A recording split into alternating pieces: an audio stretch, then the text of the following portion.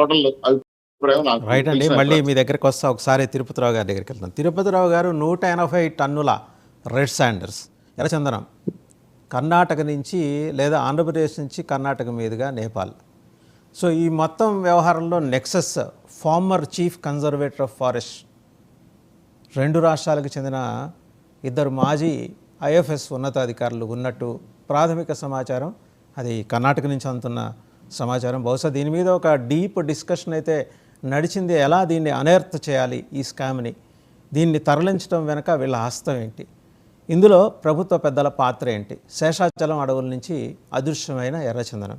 In fact Chowdary గారి దగ్గర ఉన్న కొంత మేరకు సమాచారానికి అదనపు సమాచారం, 2 former chief conservator of forest అందులో ఇన్వాల్వ్ అయి ఉన్నారు, 2 రాష్ట్రాలకు ఇచ్చింది. సో కేంద్ర ప్రభుత్వం కూడా దీన్ని చాలా సీరియస్గా తీసుకోవాలి. ఎందుకంటే శేషాచలం అడవుల్లో దొరికే ఎర్రచందనానికి ఉండే క్వాలిటీ గురించి ఎక్స్పర్ట్స్ చెప్తారు. అది ఎర్రచందనం చాలా చోట్ల పెంచుకోవచ్చు, కానీ శేషాచలం సాయిల్కి ఉండే ప్రాధాన్యం వేరని చెప్పి ఎక్స్పర్ట్స్ చెప్తున్నారు. సో ఆ దృష్ట్యా దాని విలువని మనం అంచనా కట్టలేమనే మాట కూడా ఉంది. అది ఏకాఏకి నేపాల్ వెళ్ళిపోయింది. దీని మీద కొంచెం డిప్యూటీ సీఎం అయితే చాలా సీరియస్గానే ఉన్నారు. అందరికీ నమస్కారం. వాసుదేవన్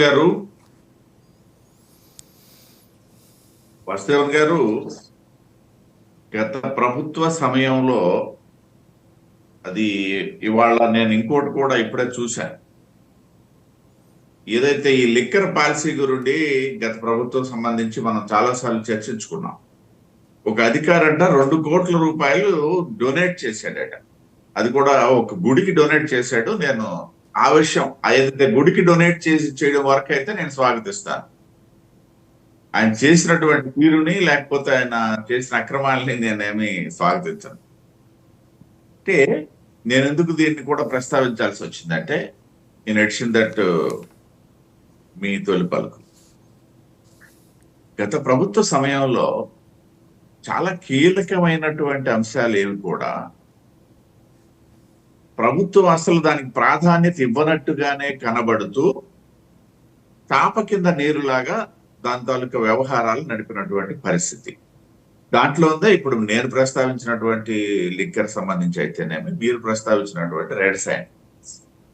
ఇంకో ప్రధానమైనటువంటి అంశము ఏదైతే పవన్ కళ్యాణ్ గారు, మన ఉప ముఖ్యమంత్రి గారు ఏదైతే కర్ణాటకకు వెళ్ళడం, అక్కడ చీఫ్ మినిస్టర్ తోని ఇతర మంత్రులతోని ఉన్నతాధికారులతోని చర్చలు జరపడం, ఈ నేపథ్యం కూడా ఒకసారి తీసుకుంటే మనకి సరిహద్దు రాష్ట్రాలు, ఆంధ్రప్రదేశ్ సరిహద్దు రాష్ట్రాలు తీసుకుంటే ఇటువైపు ఒరిస్సా, ఛత్తీస్గఢ్, అటువైపు తెలంగాణ, తర్వాత తమిళనాడు, కర్ణాటక, ఈ రాష్ట్రాల తాలూకా సమితి ఒక్కొక్క సరిహద్దులో ఒక్కొక్క సమస్య ఉంది. మనకి ఒరిస్సా సరిహద్దు తీసుకుంటే నక్సలైట్ తాలూకా సమస్య అనేది ఇప్పుడు తగ్గిపోయినటువంటి సందర్భం. నక్సలైట్ ఒరిస్సా ఆంధ్ర బార్డర్ లో అదేని ఏఓబి అంటారు, ఆంధ్ర ఒరిస్సా బార్డర్ ఏఓబి దళం అని కూడా ఉండేది. చాలా తీవ్రమైనటువంటి స్థితిలో ఉన్నది. ఇవాళ అక్కడ నక్సలిజం తగ్గింది. మళ్ళీ ఉన్న ప్రధానమైనటువంటి సమస్య ఏదైనా ఉందంటే ఒరిస్సాకి మనకి నీటిపారుదల రంగానికి సంబంధించినటువంటిది ఇవి శతాబ్దాల తరబడి ఉన్నటువంటిది. రెండోది ఛత్తీస్గఢ్ తీసుకుంటే ఇప్పుడు నక్సలైట్లకు సంబంధించి ప్రధానమైనటువంటి సమస్య ఉంది. ఇతరత్ర మనకేం పెద్ద సమస్యలు. అలాగే మన ఇటీవల విడిపోయినటువంటి 10 సంవత్సరాల కిందట తెలంగాణ ఆంధ్రప్రదేశ్ బార్డర్ సంబంధించి తీసుకుంటే ఇవాళ ఇంకా పరిష్కారం అవ్వాల్సి ఉన్నాయి కాబట్టి మనకి సమస్యలు ఉన్నాయని చెప్పేసి మనం అనుకోవాల్సిన పని లేదు. ఇవి 2 సోదర భావంతో ఉన్నటువంటి రాష్ట్రాలు కాబట్టి ఇది వేరే అంశం. పర్టికులర్ గా తమిళనాడు కర్ణాటక బార్డర్ తీసుకున్నట్లయితే తమిళనాడుతో ఈ రెడ్ శాండిల్ ఇతరత్ర వ్యవహారాలు ఒకటైతే, కర్ణాటకతో ప్రధానమైనటువంటివి అయితే 2 అంశాలు. ఒకటి రెడ్ శాండిల్ అంశం, రెండోది మైన్స్ సంబంధించి ఉన్నటువంటి ఒకటి సరిహద్దులు అయితేనేమి, రెండోది గాలి జనార్దన్ రెడ్డి వ్యవహారంలో ఉన్నటువంటి అంశాలు అయితేనేమి, ఇతరత్ర అన్ని కూడా అక్కడ సమ్మిళితమై ఉన్నటువంటి ఒక బోర్డరు మనం కర్ణాటకతో షేర్ చేసుకుంటాం. ఈ నేపథ్యంలో రాష్ట్ర ఉప ముఖ్యమంత్రిగా బాధ్యత కలిగినటువంటి వ్యక్తిగా పర్టికులర్ గా 2 అంశాలను ప్రాధాన్యత ఇస్తూ, ఒకటి రెడ్ శాండిల్ స్మగ్లింగ్ ఎలా అరికట్టాలి, దానికి కర్ణాటక సహకారం ఎంత మేరకు అవసరం అనేది మనకు తెలుసు కాబట్టి ఆ నేపథ్యం. రెండోది మా శ్రీకాకుళం జిల్లాకి ఆనుకొనే ఉంది పార్వతీపురం జిల్లా. అటువైపు చూస్తే చిత్తూరు జిల్లాలో ఈ అటవీ ఏనుగులు ఏదైతే అటవీ సంపద కొల్లగొట్టబడుతున్నటువంటి సందర్భంలో ఈ ఏనుగులు అనే మైదాన ప్రాంతాలకు వచ్చి వేలాది ఎకరాల పంట ధ్వంసము, కొంతమంది మనుషుల్ని కూడా కావాలని చంపేవు ఏనుగులు. కాకపోతే ఏంటంటే జనావాసాల్లోకి వచ్చిన తర్వాత ఈ జనం ఏదైనా చేస్తారన్నటువంటి భయాందోళనలతోని అవి అటాక్ చేస్తాయి. మాకు మా ఇప్పుడు పాలకొండ ప్రాంతము, పార్వతీపురం ప్రాంతం ఇవన్నీ కూడా పూర్వ శ్రీకాకుళం జిల్లాకి సంబంధించినవే కాబట్టి మాకు ప్రత్యక్ష అనుభవాలు ఉన్నాయి. ఇంకా నేను చెప్తా, మొన్న జరిగినటువంటి సాధారణ ఎన్నికల్లో నేను పాలకొండ అసెంబ్లీలో పనిచేసేటప్పుడు అదే అసెంబ్లీలో ఉన్న ఈ ఏనుగుల గుంపు ఇవేంటంటే అలాగలాగా వలస జీవుల్లాగా అలా అలా అలా వెళ్తూనే ఉంటాయి. ఆ ఎన్నికల సమయంలో నేను పనిచేసినటువంటి పాలకొండ బామిని మండలంలో మా మా కార్యకర్త తాలూకా ఇంటి పక్కనే ఉన్నాయి అవి. సో ఇవన్నీ మాకు ప్రత్యక్ష అనుభవాలు ఉన్నాయి. సో ఇది ప్రధానమైనటువంటి సమస్య. ఇది ఇవాళ కాదు, ఏదో మొన్న వైసీపీ ప్రభుత్వంలో వచ్చిందని చెప్పడం, లేకపోతే అంతకుముందు మా ప్రభుత్వంలో వచ్చిందని చెప్పడం, దాదాపు 2 దశాబ్దాలుగా మాకు పట్టి పీడిస్తున్నటువంటి సమస్య, భయాందోళనకు గురవుతున్నటువంటి సమస్య. ఒకటి జనావాసాల్లోకి వచ్చిన తర్వాత ప్రాణ నష్టము, ఇదన్నీ ఒక భయాందోళనలు అయితే, ఏదైతే పర్టికులర్ గా పంట నష్టం ఏంటి అనేసి అంటే ఆ ఏరియాలో ఉన్న తోటలు కూడా ధ్వంసం చేసేస్తాయి. అవి వాటికి ఒక ఇది ఉండదు అనమాట, ఒక కట్టడి ఉండదు.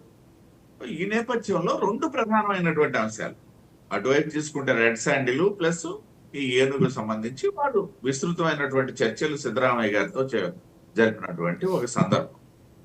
దీనికి ఆయన ఉప ముఖ్యమంత్రిగా ముఖ్యమంత్రి చంద్రబాబు నాయుడు గారి కన్సర్న్ అయితేనేమి, లేకపోతే ప్రభుత్వంలో ఉన్నటువంటి బాధ్యత గల వ్యక్తికి అయితేనేమి, తన శాఖకి సంబంధించినటువంటి అంశంకి అయితేనేమి ప్రాధాన్యత ఇస్తూ వారు, మనం చూస్తున్నాం గత 2 నెలలుగా మొన్న ఒక్కసారి మాత్రం కార్యకర్తలతో కలిసి నాకు ఇదేదో వెరైటీగా ఉంది ఈ మీటింగ్ అన్నటువంటి భావన కూడా ఆయన వ్యక్తపరిచారు. కార్యకర్తలతో కలవడం కూడా లేదు, కంప్లీట్ గా ప్రభుత్వ కార్యకలాపాల్లోన కొత్తగా శాఖలు చేపట్టినట్టయితేనేమి, ఉప ముఖ్యమంత్రి అయినటువంటి సందర్భం, పాలనా పగ్గాలు చేపట్టినటువంటి సందర్భం అయితేనేమి, ఒక పూర్తి స్థాయి అవగాహనతో ముందుకెళ్లాలన్నటువంటి ఏకైక లక్ష్యంతో ఆయన పనిచేస్తున్నారు.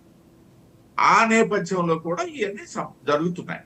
ఇవి ఇంకోటి ఏంటంటే, నేనేదో ఇవాళ మా కూటమి ప్రభుత్వం ఉంది, మాకు అత్యంత ఆప్తులైనటువంటి పవన్ కళ్యాణ్ గారు వెళ్ళారని చెప్పేసి ఏదో నేను మాట్లాడేది కాదు. సహజంగా కొత్త ప్రభుత్వాలు వచ్చేటప్పుడు సరిహద్దు రాష్ట్రాలతో ఉన్నటువంటి కొన్ని సమస్యలకు సంబంధించి ఇటువంటి ఇనిషియేషన్ అనేది జరుగుతుంది. అది ఇవాళ కాస్త ప్రణాళికాబద్ధంగా తీసుకున్నారు పవన్ కళ్యాణ్ గారు. సో ఈ నేపథ్యం అయితే ఇప్పుడు రెడ్ శాండిల్ అనేది నేను ఇందాక ఈ మద్యం సంబంధించి ఎందుకు చూపించానంటే, మొదటి నుండి మేము మాట్లాడుతున్నాం, ఈ ప్రపంచంలోనే డిజిటలీకరణలో ఎంతో ముందు ఉన్నటువంటి భారతదేశం, నరేంద్ర మోడీ గారి ముందు చూపు అని చెప్పేసి ఎన్నిసార్లు చెప్పుకుంటామో గానీ, ఆంధ్రప్రదేశ్ రాష్ట్రం లిక్కర్కి సంబంధించి వచ్చేది అసలు అంటే నేననేది పోనీ తాగేవాడు ఈ వ్యవహారాలు చేయలేడు కాబట్టి డబ్బులు ఇచ్చేసుకుంటాడు అని దాన్ని నేను కాసేపు సమర్థిస్తూ, కనీసం కొంత పట్టుకొని వెళ్ళేవాడు అయినా సరే డిజిటల్ పేమెంట్స్ చేయడానికి అవకాశం ఉండాలి కదా, అవకాశం ఇవ్వాల గత ప్రభుత్వం. ఆ నేపథ్యంలోనే నేను దాన్ని వేళ కూడా చూపించడం జరిగింది. ఇకపోతే రెడ్ శాండిల్ సంబంధించి మనం చూసాము, గత ఒక 10-15 ఏళ్ళుగా మనం చూసుకుంటే చాలా సందర్భాల్లో ప్రభుత్వం దగ్గర డబ్బులు లేనటువంటి సందర్భంలో అదొక ప్రధానమైనటువంటి ఆర్థిక వనరుగా, ఏదైతే అప్పటి వరకు పట్టుబడినటువంటి ఈ స్మగ్లింగ్ అవుతూ పట్టుబడినటువంటి నిల్వలు ఏవైతే ఉన్నాయో రెడ్ శాండిల్, వాటిని అమ్మి సబ్జెక్ట్ కరెక్షన్ రాజశేఖర రెడ్డి గారి ప్రభుత్వంలో ప్రారంభమైంది. అది ఇంకా చెప్పాలంటే చంద్రబాబు నాయుడు గారు కూడా ఒకసారి ఆక్షన్ వేసి 700 crores ఏదో రాబట్టినట్టుగా కూడా నా దగ్గర ఉంది. సబ్జెక్ట్ కరెక్షన్ మీకైతే కరెక్ట్ గా గుర్తుండొచ్చు. సో ఆ విధంగా దాన్ని ఒక ఆదాయ వనరుగా తీసుకొని ప్రభుత్వాన్ని నడిపినటువంటి సందర్భం గత 2 దశాబ్దాలుగా మనం చూస్తున్నాం. కానీ ఇవన్నీ నేను ఎందుకు మాట్లాడానంటే, వాసుదేవన్ గారు, గత ప్రభుత్వం 5 సంవత్సరాల్లో రెడ్ శాండిల్ కి సంబంధించి మేము ఇది ఒక విధి విధాన నిర్ణయం తీసుకున్నాం. నేను చెప్పేది ఏంటంటే, స్మగ్లింగ్ అరికట్టడం విషయంలో గాని, లేకపోయినట్టయితే స్మగ్లింగ్ చేస్తూ పట్టుబడినటువంటి ఏదైతే ఆ రెడ్ శాండిల్ దొంగలు ఉంటాయో వాటికి సంబంధించినటువంటి సంరక్షణలో గాని, లేకపోతే వాటిని గత ప్రభుత్వాల్లాగా ఆప్షన్ వేస్తూ అరికట్టామని గాని, లేకపోతే ఆథరైజ్డ్ గా మన దగ్గర ఉన్నటువంటి రెడ్ శాండిల్ నిల్వల్ని ఇతర దేశాలకి డిమాండ్ ఉన్నటువంటి దేశాలకి పంపించి మేము కొంత ఆర్థిక భారాన్ని తగ్గించుకున్నామని గాని, ఇవేమి కూడా ప్రస్తావన లేదు 5 సంవత్సరాల్లో. మీరు అబ్జర్వ్ చేయండి. అంటే ఏం జరిగింది ఇక్కడ మద్యం విషయంలో ఏ విధంగానైతే డిజిటల్ పేమెంట్స్ లేకుండా ఇష్టారాజ్యంగా వెళ్తూ ఆ బ్రాండ్లు ఇవన్నీ మన సబ్జెక్ట్ కూడా నాకు ఆ బ్రాండ్ల మీద లేదు.